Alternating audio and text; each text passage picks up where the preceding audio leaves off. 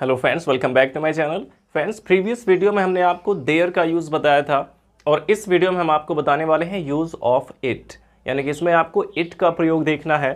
तो फ्रेंड्स, अगर बात करें कि इट होता क्या है, तो इट बेसिकली क्या है, एक प्रोनाउन है। इट क्या है, एक प्रोनाउन है। और प्रोनाउन क्या होते हैं, जो किसी एक नाउन के स्थान पे यूज़ होते हैं, उनको हम प्रोनाउन कहते हैं। तो इट भी क्या है, एक प्रोनाउन है। और एज अ प्रोनाउन इसका यूज़ किसके साथ होता है, इट का यूज हम कर सकते हैं किसी निर्जीव चीज़ के लिए, किसी निर्जीव चीज़ के लिए, या फिर अगर कोई छोटा जानवर है तो छोटे जीव जो होते हैं उनके लिए भी हम इट का यूज़ करते हैं एज अ प्रोनाउन। छोटे जानवर के लिए प्रोनाउन के रूप में हम इट का यूज़ करते हैं। और इसके अलावा हम एक पर्सन के लिए भी इट का यूज़ कर सकते हैं, लेकिन जब उसका जेंडर हमें पता ना हो, अननोन जेंडर अगर रहता है, अगर उसका जेंडर हमें पता नहीं है, तो हम वहाँ पे इट का यूज़ एक प्रोनाउन के रूप में कर सकते हैं। तो ये सभी चीज़ें हम आपको एग्जाम्पल के माध्यम से बताने वाले हैं। सबसे पहले हम देखते हैं इट का use as a pronoun. Pronoun के रूप में इट का यूज़ हम कैसे करते हैं, ये चीज़ सबसे पहले हमें देखना है। तो प्रोनाउन के रूप में इट का यूज़ हम किसके साथ करेंगे, किसी निर्जीव चीज़ के साथ, या फिर किसी छोटे जीव या छोटे जानवर के लिए, या फिर अगर कोई एक बच्चा है, कोई पर्सन है, उसका जेंडर अननोन हो, हमें जेंडर ना पता हो, तो वहाँ भी हम इट का यूज़ कर सकते हैं एज अ प्रोनाउन। तो देखिए, जैसे हमारा सेंटेंस है कि this is a cat, this is a cat, यानी कि यह एक बिल्ली है। अब इसके बाद कहना है कि इसके 4 पैर हैं, तो यहाँ पे हम कहेंगे it has 4 legs। This is a cat, it has 4 legs। यहाँ पे हम सबसे पहले दिस का यूज़ करेंगे कि दिस इज़ अ कैट। अब इसके बाद यहाँ पे इट का यूज़ किसके लिए हुआ, इस कैट के लिए हुआ है। तो फ्रेंड्स, यहाँ इस सेंटेंस में अगर हम देखें तो यहाँ पे इट का यूज़ इसी कैट के लिए हुआ है कि this is a cat, this cat has 4 legs, यानी कि यह एक बिल्ली है और इस बिल्ली के 4 पैर हैं। तो दिस कैट के स्थान पे किसका यूज़ किया गया है, इट का यूज़ किया गया है। और कैट यहाँ पे क्या है, एक नाउन है, और नाउन के स्थान पे जो यूज़ होता है वर्ड, उसी को तो प्रोनाउन कहते हैं। यानी कि यहाँ पे इट का यूज़ एज अ प्रोनाउन हुआ है। और यहाँ पे बिल्ली क्या है, एक छोटा जीव है, इसलिए उसके लिए इट का यूज़ किया गया है एज अ प्रोनाउन। और नेक्स्ट देखते हैं, जैसे आई हैव अ पेन, मेरे पास एक पेन है, और कहना है कि इट इज़ वेरी एक्सपेंसिव, या बहुत महंगी है। आई हैव अ पेन, मेरे पास एक पेन है, इट इज़ वेरी एक्सपेंसिव, या बहुत महंगी है। तो क्या महंगी है, वो जो पेन है। तो यानी कि यहाँ पे इट का यूज़ किसके लिए हुआ, इस पेन के लिए हुआ, जो कि नॉन लिविंग है, निर्जीव है, तो इसके लिए यहाँ पे इट का यूज़ किया गया है। अब इसके बाद देखते हैं जब कोई अननोन जेंडर रहता है। अब जैसे आप देखे होंगे कि जब किसी के यहाँ बच्चा होता है, तो जो रिलेटिव्स होते हैं हमारे, या फिर जो आस पड़ोस के लोग होते हैं, वो उस बच्चे को देखने के लिए आते हैं। और जो भी कोई बच्चे को देखने के लिए आता है, उसका पहला क्वेश्चन क्या होता है, सबसे पहले वो पूछता है कि ये लड़का है कि लड़की। पूछते हैं कि ये लड़का है कि लड़की। तो ये लड़का है कि लड़की, अर्थात अभी उसको उसका जेंडर नहीं पता है, अभी उस पर्सन को उस बच्चे का जेंडर नहीं पता है, बल्कि वही तो वो पूछ रहा है कि वो लड़का है या लड़की। तो यह लड़का है या लड़की, तो इसके लिए हम यहाँ पे किसका यूज कर सकते हैं एज अ प्रोनाउन, किसका यूज करेंगे, यहाँ पे इट का यूज करेंगे। तो क्या यह लड़का है या लड़की, अगर ये बात हमें पूछना है कि क्या यह लड़का है या लड़की, तो ये क्या से स्टार्ट है, तो हम हेल्पिंग वर्ब को पहले कर देंगे इज इट। इट का यूज यहां पे हमें करना होगा, is it baby boy, is it baby boy और बेबी गर्ल। इस बात को हम ऐसे पूछेंगे कि इज इट बेबी बॉय और बेबी गर्ल, ये लड़का है या लड़की। यहां पे देखिए उस बच्चे का जेंडर हमें नहीं पता है, इसलिए यहां पे हमने प्रोनाउन के रूप में इट का यूज किया है। और एग्जाम्पल इसके देख लेते हैं, जैसे the baby is playing, the baby is playing, बच्चा खेल रहा है, विद इट्स टॉयज, अपने खिलौनों के साथ। The baby is playing with its toys, बच्चा अपने खिलौनों के साथ खेल रहा है, खिलौनों से खेल रहा है। तो यहाँ पे देखिए, यहाँ पे इट्स जो है ये इट का पॉजिटिव केस है, यानी कि यहाँ पे ये प्रोनाउन का काम कर रहा है उस बच्चे के लिए। The baby is playing with its toys, यहाँ पे हमारा सब्जेक्ट क्या है, बेबी है। और बेबी का यूज़ हम छोटे बच्चों के लिए करते हैं, चाहे वो मेल हो चाहे फीमेल हो, तो सबके लिए हम बेबी का यूज़ करते हैं। तो यहाँ पे ये बेबी से पता नहीं चल पाया कि वो लड़का है या लड़की है, इसलिए यहाँ पे हमने प्रोनाउन के रूप में इट का यूज़ किया है। तो इट का यूज़ हम एक पर्सन के लिए भी कर सकते हैं जब उसका जेंडर पता नहीं होता है। तो फ्रेंड्स, ये इतने यूज़ होते हैं एज अ प्रोनाउन जब हम इट का यूज़ करते हैं किसी निर्जीव चीज़ के लिए, किसी छोटे जीव के लिए, या फिर अगर किसी का जेंडर अननोन है तो एक पर्सन के लिए भी हम इट का यूज़ कर सकते हैं। तो यहाँ पे हमने इसका यूज़ बताया as a pronoun, as a pronoun. तो अगर आप चाहें तो अब इसका स्क्रीनशॉट ले लीजिए, और इसके बाद हम देखते हैं कि इट का यूज़ इंट्रोडक्टरी सब्जेक्ट के रूप में हम कैसे करते हैं। अब इसके बाद फ्रेंड, जैसे हमने देयर का यूज़ पढ़ा कि वहाँ पे देयर का यूज़ भी एक इंट्रोडक्टरी सब्जेक्ट के रूप में हुआ था, उसी तरह से इट का भी यूज़ एक इंट्रोडक्टरी सब्जेक्ट के रूप में होता है। तो सबसे पहले हम ये जान लेते हैं कि अब ये इंट्रोडक्टरी सब्जेक्ट क्या होता है। तो देखिए, जैसे देयर का यूज़ कब किया गया था, जब किसी सेंटेंस में जो हमारा सब्जेक्ट है वो पता ना हो। अगर ये सेंटेंस में किसी सब्जेक्ट का अभाव होता है, वो सब्जेक्ट नहीं होता है, तो हम वहाँ पे देयर का यूज़ कर देते हैं एज अ सब्जेक्ट।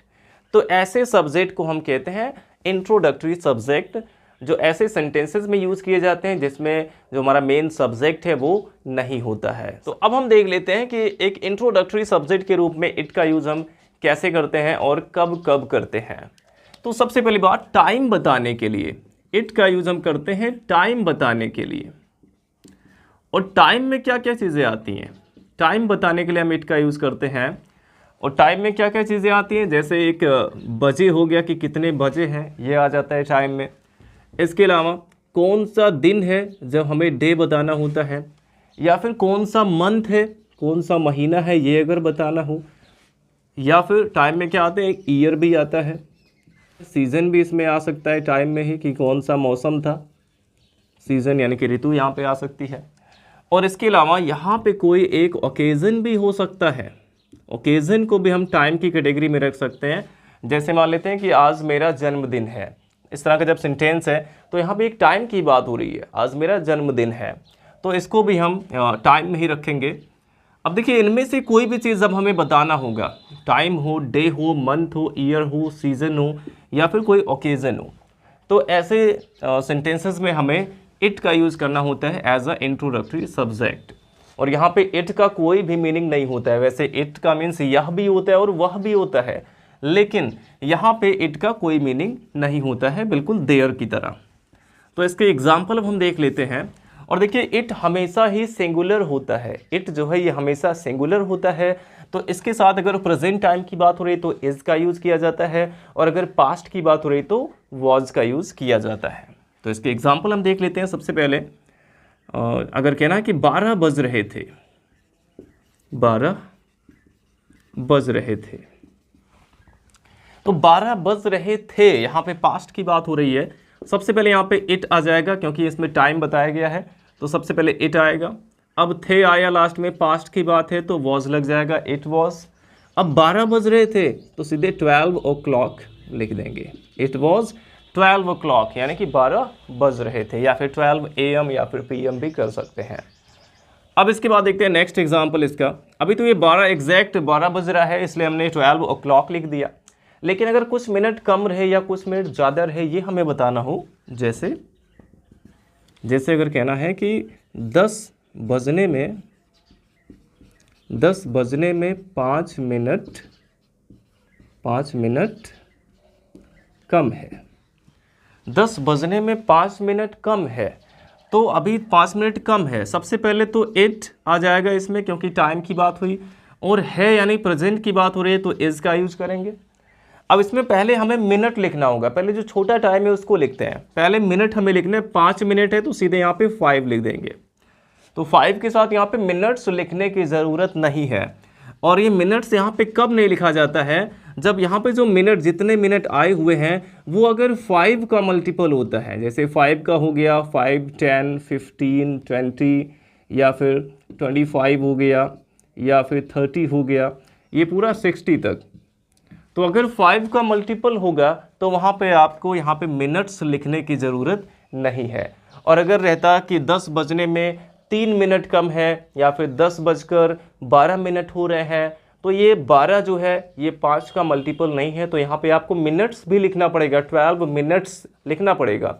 लेकिन अगर ये जो मिनट दिया गया है ये 5 का मल्टीपल अगर है तो वहाँ पे आपको मिनट्स लिखने की ज़रूरत नहीं है। तो यहाँ पे 5 मिनट है, सीधे लिखेंगे इट इज़ 5, और कम है 5 मिनट कम है। अगर कुछ मिनट कम रहते हैं तो जो हमारा मिनट है और जो आवर है इनके बीच में 2 का यूज़ किया जाता है। अगर कुछ मिनट कम है तो इट इज़ 5 to 10 हो जाएगा, ये सेंटेंस हमारा होगा इट इज़ 5 to 10। यहाँ पे ना तो आवर लिखने की ज़रूरत है और ना तो यहाँ पे मिनट लिखने की ज़रूरत है। इट इज़ 5 to 10, और आवर तो यहाँ पे कभी नहीं लिखेंगे। यहाँ पे अगर वो कोई 5 का मल्टीपल नहीं भी रहता है तब भी यहाँ पे 10 के बाद या फिर जो भी आएगा टाइम उसके बाद आवर नहीं लिखना है। और एग्जाम्पल इसके देख लेते हैं। अभी ये तो कम था इसलिए यहाँ पे 2 लग गया। अगर रहता कि 9 बजकर 13 मिनट हो रहा था, 9 बजकर 13 मिनट हो रहा था। अब यहाँ पे 9 बजकर 13 मिनट का मतलब क्या है कि 13 मिनट ज़्यादा हो गया, 9 से ज़्यादा हो गया। तो सबसे पहले रहा था आया, यानी कि ये पास्ट का है तो इट वॉज। अब 13 मिनट है तो हमें 13 मिनट्स भी यहाँ पे लिखना पड़ेगा। It was 13 minutes. और इसके बाद देखिए 13 मिनट, 9 बजकर 13 मिनट ज़्यादा हो गया है तो यहाँ पे 2 नहीं आएगा बल्कि अब पास्ट आएगा, पास्ट 9 हो जाएगा। It was 13 minutes past 9। तो इस तरह से फ्रेंड्स जब भी कुछ मिनट कम रहते हैं तो मिनट और आवर के बीच में हमें 2 का यूज़ करना होगा, और जब कुछ मिनट ज़्यादा रहते हैं तो मिनट और आवर के बीच में पास्ट का यूज़ करना होगा। अब कभी कभार हम ऐसे भी बोलते हैं कि पौने, सवा, साढ़े, ये भी बोला जाता है। तो पौने, सवा, साढ़े, इसका क्या मतलब है? जब भी पौने की बात होती है, जैसे मान लीजिए कहना है कि पौने 10 बज रहा है, तो पौने 10 बज रहा है क्या मतलब क्या है कि 1 क्वार्टर कम है, 10 बजने में 1 क्वार्टर कम है। तो यहाँ पे हम क्या लिखेंगे कि इट इज़, यहाँ पे सीधे क्वार्टर का यूज करेंगे, इट इज़ क्वार्टर। अब कम है, पौने 9 बज रहा है यानी कि 15 मिनट कम है, तो जब कम होगा तो क्वार्टर के साथ 2 लगाएंगे। It is quarter to 10, it is quarter to 10, पौने 10 बज रहे हैं। तो इस तरह से हम इसको ट्रांसलेट कर सकते हैं या फिर बोल सकते हैं। अब इसके अलावा अगर सवा आ जाता है, जैसे 7:15 बज रहा था, 7:15 बज रहा था, तो यहाँ पे सबसे पहले इट वॉज आ जाएगा क्योंकि पास्ट की बात हो रही है। अब सवा का क्या मतलब है कि 1 क्वार्टर ज़्यादा, 1 क्वार्टर ज़्यादा यानी कि 15 मिनट ज़्यादा। तो यहाँ भी हमें क्वार्टर का यूज़ करना होगा। It was quarter. अब सवा है तो क्वार्टर के साथ क्या आएगा? पास्ट आएगा। इट वॉज क्वार्टर पास्ट 7, ये हमें लिखना होगा। It was quarter past 7। आप यहाँ पे ऐसे भी लिख सकते हैं 7। इट वॉज क्वार्टर पास्ट 7 का मतलब क्या हो गया कि 7:15 बज रहा था। और अगर साढ़े आएगा तो साढ़े का क्या मतलब है कि आधा ज़्यादा। साढ़े का मतलब क्या है कि आधा ज़्यादा, यानी कि आधे को हम कहते हैं हाफ, और ज़्यादा है तो हाफ के साथ क्या जुड़ जाएगा? पास्ट, यानी कि हाफ पास्ट को हम साढ़े कहते हैं। तो कहना हो कि 3:30 बज रहा है, 3:30 बज रहा है, तो हम कैसे कह सकते हैं कि इट इज़, प्रेजेंट की बात है तो इट इज़, और यहाँ पे साढ़े की बात हुई तो हाफ पास्ट आएगा। इट इज़ हाफ पास्ट 3, 3:30 बज रहा है। तो इस तरह से हम टाइम बता सकते हैं। कुछ मिनट कम हो, कुछ मिनट ज़्यादा हो, या फिर एग्जैक्ट टाइम हो तो सीधे वहाँ पे ओ क्लॉक या फिर AM PM लगा सकते हैं, या फिर लगभग अगर आता है तो उसके पहले अबाउट लगा सकते हैं। जैसे लगभग 10 बज रहा था तो इट वॉज अबाउट 10 o'clock, ऐसा हम कह सकते हैं।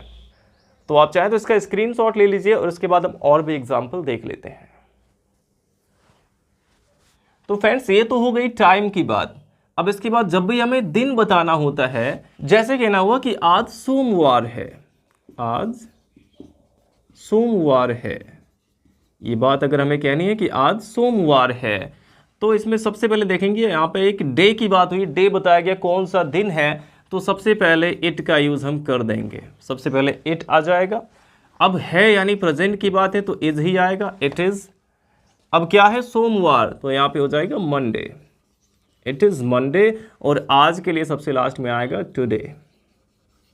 इसको हम ऐसे नहीं कह सकते हैं कि टुडे इज़ मंडे, ऐसा नहीं कहेंगे। सेंटेंस हमारा बनेगा कि इट इज़ मंडे टुडे, आज सोमवार है।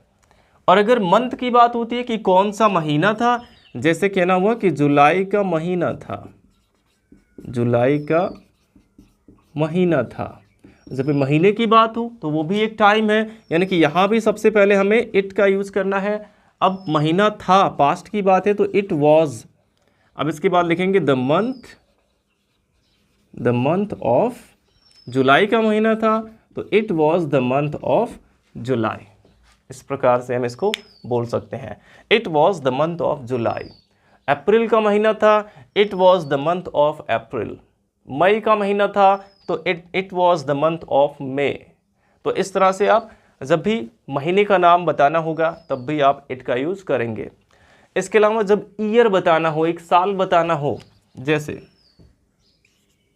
2018 का वर्ष था, 2018 का वर्ष था, तो यहाँ पे हम कह सकते हैं कि इट वॉज 2018, इट वॉज 2018। इस तरह से आप ईयर की भी बात कर सकते हैं। और अगर सीज़न यानी कि एक मौसम, ऋतु बताना हो, जैसे गर्मी का मौसम था, गर्मी का मौसम है, अगर रहता है गर्मी का मौसम है। अब इसमें सबसे पहले देखेंगे इट का यूज़ करेंगे, क्योंकि मौसम की बात हुई यहाँ पे तब भी हम इट का यूज़ करते हैं। और इसके बाद इज़ का यूज़ करेंगे क्योंकि प्रेजेंट की बात है, इट इज़। अब गर्मी का मौसम है तो हम यहाँ पे समर कह सकते हैं, it is summer season, it is summer season, गर्मी का मौसम है। अगर कहना हो कि सर्दी का मौसम था तो इट वॉज विंटर, सर्दी का मौसम था। इस तरह से आप बोल सकते हैं। या फिर अगर हम मौसम बताते हैं कि आज गर्मी है कि ठंडी है, ये सब चीज़ें अगर बतानी है, जैसे कहना हो कि कल बहुत गर्मी थी, कल बहुत गर्मी थी। तो इसमें मौसम की बात यहाँ भी हुई है तो यहाँ भी सबसे पहले इट आएगा, थी के लिए वॉज हो जाएगा, इट वॉज बहुत गर्मी, very hot, it was very hot. और कल के लिए लास्ट में यस्टरडे हो जाएगा, it was very hot yesterday. तो इस तरह से आप लिख सकते हैं या फिर बोल सकते हैं। तो एक एग्जाम्पल हम इसके भी देख लेते हैं फ्रेंड्स। जब भी कोई ओकेज़न होगा, जैसे किसी की शादी हो या फिर किसी की शादी की सालगिरह हो, वेडिंग एनिवर्सरी, या फिर किसी का बर्थडे हो, तो कोई भी ओकेज़न या फिर कोई फेस्टिवल भी हो सकता है, होली, दिवाली, दशहरा, कोई फेस्टिवल भी हो सकता है। तो इसमें से कुछ भी रहता है तो उसको बताने के लिए भी इट का यूज़ करना होगा। जैसे कहना हुआ कि आज मेरा जन्मदिन है, आज मेरा जन्मदिन है। तो यहाँ भी ओकेज़न बताया गया, इसलिए सबसे पहले इट आ जाएगा। और है यानी प्रेजेंट की बात है तो इज हो जाएगा, इट इज़ मेरा जन्मदिन, यानी कि my birthday, it is my birthday. और आज के लिए लास्ट में हो जाएगा today, it is my birthday today, आज मेरा जन्मदिन है। तो जब भी कोई ओकेज़न बताना होता है तो वहाँ भी हम इट का यूज़ करते हैं। आई होप इतना आपको समझ में आया होगा। अब आप इसका स्क्रीनशॉट ले लीजिए और इसके बाद हम इसका नेक्स्ट यूज़ देख लेते हैं। अब इसके बाद फ्रेंड्स हम इसका नेक्स्ट यूज़ देख लेते हैं। इसका तीसरा यूज़ है, तो पहला यूज़ बताया गया एज अ प्रोनाउन, और दूसरा यूज़ बताया गया कि टाइम बताने के लिए, और तीसरा यूज़ हम यहाँ पे अब देख लेते हैं, जो कि है कोई भी अगर नेचुरल इंसिडेंट होता है, नेचुरल इंसिडेंट बताने के लिए। अब ये नेचुरल इंसिडेंट क्या होते हैं? ये प्राकृतिक घटनाएं होती हैं, जैसे बादल का गरजना हो गया, या फिर बारिश होना हो गया, या फिर बिजली चमकना हो गया। तो ऐसे जो नेचुरल इंसिडेंट होते हैं, और अगर उस सेंटेंस में कोई सब्जेक्ट हमारे पास नहीं है तब हम इट का यूज़ करते हैं। और अगर कोई नेचुरल इंसिडेंट है और वहाँ पे हमारे पास एक सब्जेक्ट भी है, तब वहाँ पे इट का यूज़ करना कंपल्सरी नहीं है, तो इट का यूज़ नहीं करते हैं। अब जैसे अगर हम बारिश की बात करें, जैसे कहना हुआ कि बारिश हो रही थी या बारिश हो रही है। बारिश हो रही है, तो बारिश होना एक नेचुरल इंसिडेंट है, और देखिए यहाँ पे कोई भी सब्जेक्ट भी हमारे पास नहीं है, क्योंकि बारिश होना एक वर्ब है, और अगर हम बारिश को सब्जेक्ट बना दें तो होना की अंग्रेजी अलग से हमें लिखना पड़ेगा, तो लेकिन ऐसा किया नहीं जाता है। तो हम रेन को यहाँ पे सब्जेक्ट नहीं बना सकते हैं, क्योंकि रेन ही हमारा मेन वर्ब है इसमें, अर्थात यहाँ पे हमारे पास कोई भी सब्जेक्ट नहीं है। तब हम यहाँ पे इट का यूज कर सकते हैं एज अ सब्जेक्ट। और कैसा सब्जेक्ट? इंट्रोडक्टरी सब्जेक्ट के रूप में यहाँ पे इट का यूज किया गया है। अब ये प्रेजेंट कंटिन्यूअस का है, तो इट इज यहाँ पे लगा देंगे, फिर वर्ब की आईएनजी फॉर्म आएगी रेनिंग। इट इज रेनिंग, बारिश हो रही है।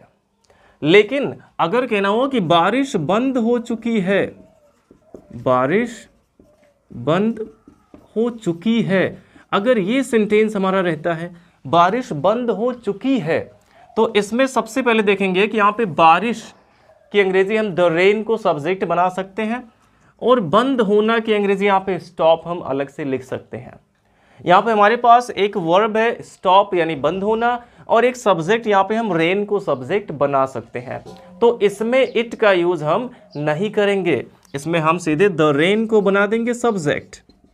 अब ये प्रेजेंट परफेक्ट टेंस का है, तो यहाँ पे हम हैज़ का यूज करेंगे, द रेन हैज़। अब वर्ब की थर्ड फॉर्म हम लगा देंगे, क्योंकि ये प्रेजेंट परफेक्ट टेंस है। तो सेंटेंस हमारा क्या बन गया कि द रेन हैज स्टॉप्ड, बारिश बंद हो चुकी है। तो कहने का ये मतलब है कि जब भी कोई नेचुरल इंसिडेंट होता है, कोई प्राकृतिक घटना होती है, और उस सेंटेंस में कोई भी सब्जेक्ट नहीं होता है, तब हमें वहाँ पे एज अ सब्जेक्ट इट का यूज करना होता है। बिजली चमक रही थी, तो हमारे पास एक लाइटन वर्ड है जिसका लाइटनिंग का मतलब होता है बिजली चमकना। तो यहाँ पे बिजली के लिए हम अलग से इलेक्ट्रिसिटी का यूज नहीं करेंगे, क्योंकि लाइटनिंग का मतलब ही हो गया बिजली चमकना, ये दोनों लाइटनिंग में आ गया, यानी कि यहाँ भी हमारे पास कोई सब्जेक्ट नहीं है। तो यहाँ पे हमें इट का यूज करना होगा, और ये पास्ट में है तो इट वॉज हो जाएगा, इट वॉज लाइटनिंग, बिजली चमक रही थी। तो इस तरह से हम कह सकते हैं। या फिर बादल गरज रहा था, तो बादल गरजना की अंग्रेजी थंडर होती है, तो इट वॉज थंडरिंग, वहाँ भी इट का यूज़ करेंगे। लेकिन जहाँ पे एक सब्जेक्ट भी रहे, एक वर्ब भी रहे, तो वहाँ पे इट का यूज़ नहीं करेंगे, भले ही वो एक नेचुरल इंसिडेंट ही क्यों ना हो।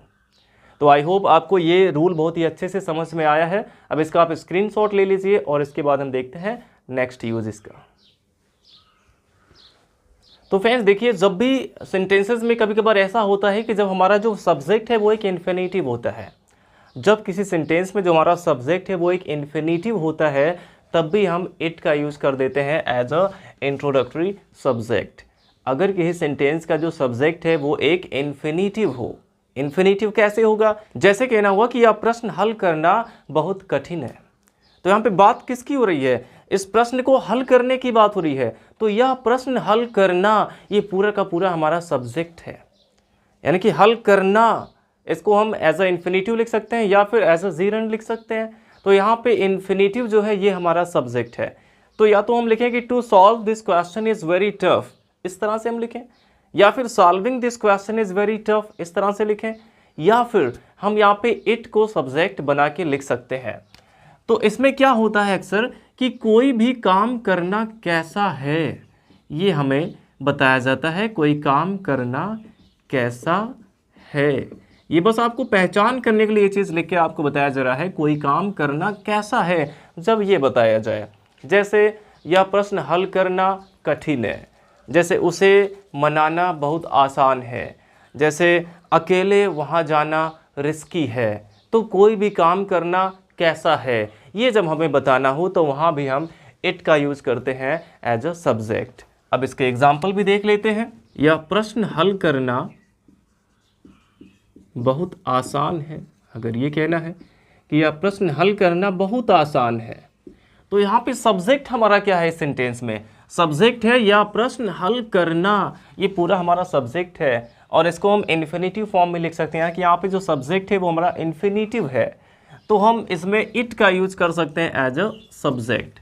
सबसे पहले यह आसान है, पहले हमें यह लिखना होगा कि यह आसान है, यानी कि इट इज इजी, यह आसान है, इट इज इजी।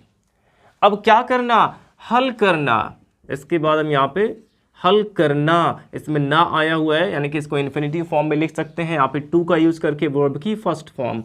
तो to solve, it is easy to solve. और इसके बाद यह प्रश्न है तो दिस क्वेश्चन। तो सेंटेंस हमारा बन जाएगा कि it is easy to solve this question. बहुत आसान है तो यहाँ पे हम वेरी कर सकते हैं कि it is very easy to solve this question, या प्रश्न हल करना बहुत आसान है।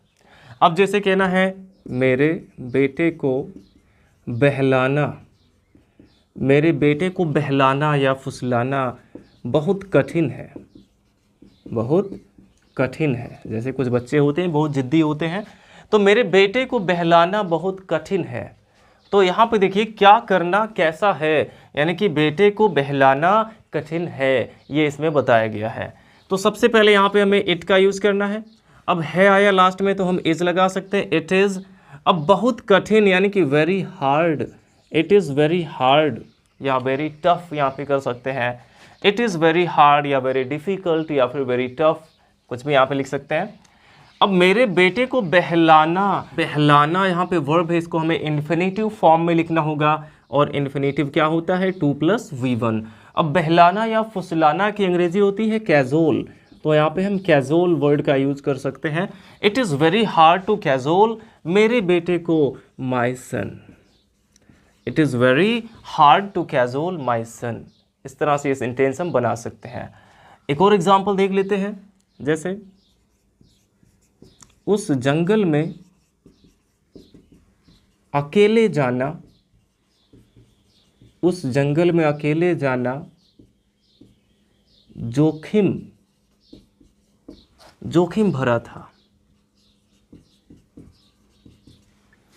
उस जंगल में अकेले जाना जोखिम भरा काम था।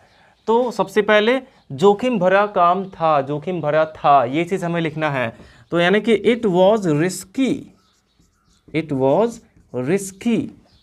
अब उस जंगल में अकेले जाना, तो यहाँ पे जाना हमारा वर्ब है, इसको इन्फिनेटिव फॉर्म में लिखेंगे टू गो अलोन, अकेले जाना। कहाँ पे जाना, उस जंगल में, in that forest, in that forest, उस जंगल में। It was risky to go alone in that forest. तो इस तरह के जब सेंटेंसेस होते हैं जिसमें यह बताया जाए कि कोई काम करना कैसा है, या फिर उसमें इन्फिनेटिव जो होगा वो हमारा सब्जेक्ट हो, तो हम इट का यूज़ वहाँ भी करते हैं ऐसे सिचुएशन में। आई थिंक आपको समझ में आया होगा बहुत ही अच्छे से। अब आप इसका स्क्रीनशॉट ले लीजिए और इसके बाद में इसका नेक्स्ट यूज़ देख लेते हैं। और देखिए फ्रेंड्स, ऐसे सेंटेंसेस का नेगेटिव और इंटरोगेटिव सेंटेंसेस भी हम बना सकते हैं। जैसे यह प्रश्न हल करना बहुत आसान नहीं है या फिर आसान नहीं है, ये हमें कहना हुआ, तो it is not easy to solve this question. तो केवल हेल्पिंग वर्ब के बाद हमें नॉट लगा देना है, इज या वॉज के बाद। It is not easy to solve this question. और अगर इंटेरोगेटिव है, क्या से स्टार्ट हो गया, क्या यह प्रश्न हल करना आसान है, तो इज इट ईजी, वहाँ पे हमें इज या वॉज को सबसे पहले कर देना है। इस तरह से आप इसका नेगेटिव और इंटेरोगेटिव सेंटेंसेस भी बना सकते हैं। तो फ्रेंड्स, अब हम इसका नेक्स्ट यूज़ देख लेते हैं। और जब भी हमें जो हमारा सब्जेक्ट होता है, कभी कभार ऐसा होता है कि जो हमारा मेन सब्जेक्ट है सेंटेंस में, जब उसको हमें एम्फेसाइज करना होता है, जब भी हमें हमारे सब्जेक्ट को एम्फेसाइज करना होता है, तो उसको भी हम इट के साथ लिखते हैं। जब भी कभी सब्जेक्ट को एम्फेसाइज करना होता है, उस पर हमें ज़्यादा जोर देना होता है, फोकस करना होता है, तो वहाँ भी हम इट का यूज़ करते हैं। तो देख लेते हैं फ्रेंड्स, जब भी सब्जेक्ट को एम्फेसाइज करना होगा तब हम कैसे इट का यूज़ करेंगे। जैसे मान लेते हैं, इसको एग्जाम्पल से समझते हैं। मान लेते हैं सेंटेंस हमारा है कि वह ही तो है, वह ही तो है जिसने तुम्हारे ऑपरेशन के लिए, जिसने तुम्हारे ऑपरेशन के लिए पैसे दिए हैं, पैसे दिए हैं। मान लेते हैं ये हमारा सेंटेंस है कि वह ही तो है जिसने तुम्हारे ऑपरेशन के लिए पैसे दिए हैं। तो वह ही तो है, इसके लिए हम कैसे इसको लिखेंगे, सबसे पहले यहाँ पे इट का यूज करेंगे। इसमें वह जो हमारा सब्जेक्ट है इसको एम्फेसाइज किया गया कि वही तो है, तो यहाँ पे हमें सबसे पहले इट का यूज करना होगा और इसके बाद है यहाँ पे आया तो इज का यूज करेंगे, इट इज ही। लेकिन आपको ये याद रखना है फ्रेंड्स कि जब भी ऐसे सेंटेंसेस होंगे तो यहाँ पे हमेशा सब्जेक्टिव केस ही आएगा। इट इज ही होगा, इट इज आई होगा, इट इज यू होगा, इट इज दे होगा, यहाँ पे हमेशा सब्जेक्टिव केस आएगा। अब स्पोकन इंग्लिश में भले लोग कह देते हैं कि इट्स मी, लेकिन ये इट्स मी जो लोग कहते हैं ये ग्रामेटिकली करेक्ट नहीं है। इट इज या इट वॉज अगर है तो उसके बाद हमेशा सब्जेक्टिव केस ही आता है। तो देखिए यहाँ पे इट इज ही हो जाएगा, वह ही तो है, इट इज ही। अब जिसने के लिए हम किसका यूज करते हैं, हु का यूज करते हैं, इट इज ही हु। अब दिए हैं यानी कि ये प्रेजेंट परफेक्ट का है तो हु हैज, क्योंकि ही हमारा सिंगुलर है, इसमें हु के अनुसार नहीं बल्कि हु के पहले जो सब्जेक्ट आया इसके अकॉर्डिंग हमें हेल्पिंग वर्ब का यूज करना है। तो ही सिंगुलर है, यहाँ पे हैज हो जाएगा। It is he who has given money, who has given money, जिसने पैसे दिए हैं तुम्हारे ऑपरेशन के लिए, तो for your operation, for your operation. इस तरह से हम सेंटेंसेस को बनाते हैं। It is he who has given money for your operation. अब इसका नेक्स्ट एग्जांपल देख लेते हैं। जैसे कहना हुआ कि मैं ही था जिसने कल तुम्हारी मदद की थी। मैं ही था जिसने कल तुम्हारी मदद की थी, या फिर वह मैं ही था, ऐसा भी कह सकते हैं कि वह मैं ही था जिसने कल तुम्हारी मदद की थी। तो यहाँ पे सबसे पहले हम इट का यूज करेंगे और मैं ही था पास्ट की बात है तो इट वॉज, और इसके बाद हमें सब्जेक्टिव केस लिखना है, मैं है तो आई आएगा, इट वॉज आई, मैं ही था। अब जिसने के लिए एक पर्सन है तो पर्सन के लिए हु का यूज करते हैं, जिसने की अंग्रेजी, तो इट वॉज आई हु। अब मदद की थी, ये पास्ट इंडेफिनिट का है तो यहाँ पे वर्ब की सेकंड फॉर्म सीधे आ जाएगी, हु हेल्प्ड, जिसने मदद की थी। और अगर कोई यहाँ पे हेल्पिंग वर्ब लगता तो इस आई के अनुसार लगता, तो it was I who helped, तुम्हारी मदद की थी, तो यहाँ पे यू हो जाएगा, और कल है तो yesterday. It was I who helped you yesterday, वह मैं ही था जिसने कल तुम्हारी मदद की थी। तो इस तरह से फ्रेंड्स अगर देखा जाए कि जब भी हमें किसी भी सब्जेक्ट को एम्फेसाइज करना होता है तो उसके पहले हम इट इज़ या फिर इट वॉज का यूज़ करते हैं। आई होप आपको समझ में आया। अब इसका स्क्रीनशॉट ले लीजिए और इसके बाद में इसका नेक्स्ट यूज़ देख लेते हैं। अब फ्रेंड्स इसके बाद हम इट का एक और एडवांस यूज़ देख लेते हैं कि इट का यूज़ हम और किस सिचुएशन में कर सकते हैं। तो देखिए फ्रेंड्स, जब भी हमें बताना हो कि कोई भी काम करने में कितना समय लगता है या लगेगा या लगा, ये किसी भी टेंस में हो सकता है, कितना समय लगता है, जब ये बताना हो कि कोई भी काम करने में कितना समय लगता है तो ऐसे सेंटेंसेस में भी इट का यूज़ किया जाता है। एग्जाम्पल्स इसको समझते हैं और सबसे पहले इसका फॉर्मूला देख लेते हैं। सबसे पहले इसमें हमें इट का यूज़ करना होगा और इसके बाद हमें टेक का यूज़ करना है, और अगर कंपलसरी होगा तो इसके पहले हेल्पिंग वर्ब भी आ सकता है। अगर ये प्रेजेंट में है तो इट टेक्स हो जाएगा, प्रेजेंट में है तो इट टेक्स होगा, और अगर पास्ट में है तो इट टुक हो जाएगा, और अगर फ्यूचर में है तो इट विल टेक हो जाएगा। यानी कि जैसा वो टेंस होगा उसके अकॉर्डिंग हमें टेक का यूज़ करना है, टेक का फॉर्म यूज़ करना है। तो इट टेक्स या फिर इट टुक या फिर इट विल टेक, ये यहाँ पे हम यूज कर सकते हैं। प्रेजेंट में रहने पर इट टेक्स, पास्ट में इट टुक और फ्यूचर में इट विल टेक। और इसके बाद यहाँ पे हमें ऑब्जेक्ट लिखना है, वो भी इनडायरेक्ट ऑब्जेक्ट, जिसे समय लगता है, किसे समय लगता है, ये चीज़ यहाँ पे हम लिखेंगे। अब इसके बाद कितना टाइम लगता है, कितना टाइम लगता है वो चीज़ हमें बताना होगा। यहाँ ऑब्जेक्ट के बाद कितना टाइम लगा ये बताना होगा, यहाँ पे टाइम होना चाहिए। अब इसके बाद जो एक्शन बताया गया कि क्या काम करने में, उसको इन्फिनेटिव फॉर्म में लिखना है, यानी कि 2 + V1, और इसके बाद भी अगर कोई अदर वर्ड है तो उसको हम लिख सकते हैं। तो इस तरह से फ्रेंड्स हमें इट का यूज़ करना है ऐसे सेंटेंसेस में। एग्जाम्पल इसके देखते हैं, जैसे मुझे घर से स्कूल पहुंचने में 20 मिनट लगता है।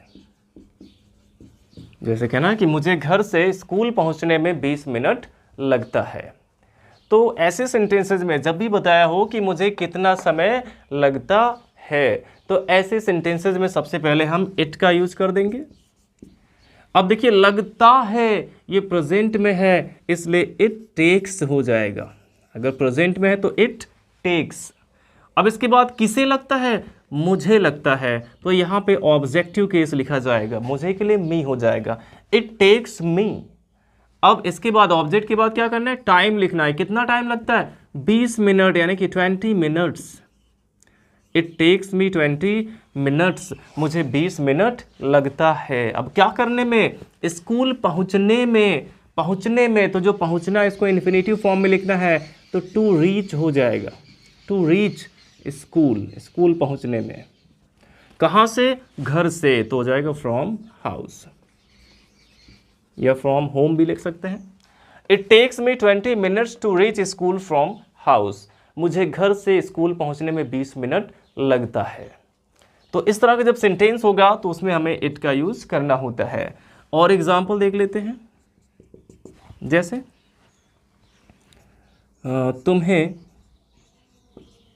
तुम्हें यह सवाल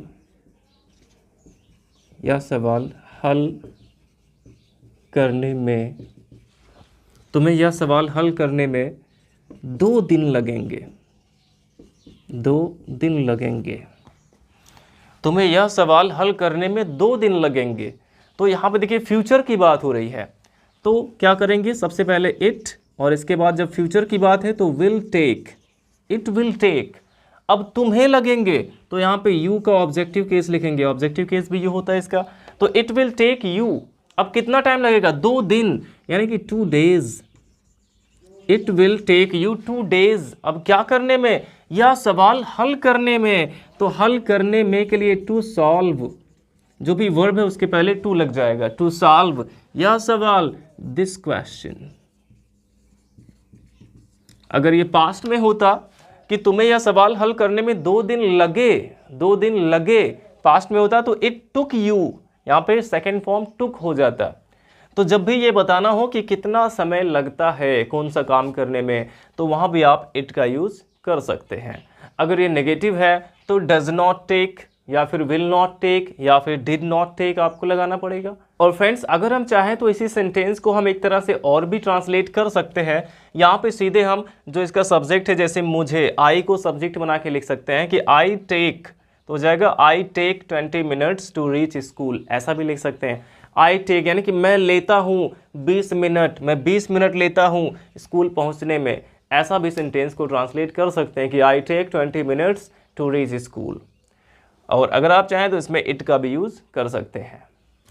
तो फ्रेंड्स, इस तरह से हमने आपको इट के लगभग सभी यूज़ बताए। आई होप आपको सब बहुत ही अच्छे से समझ में आया होगा।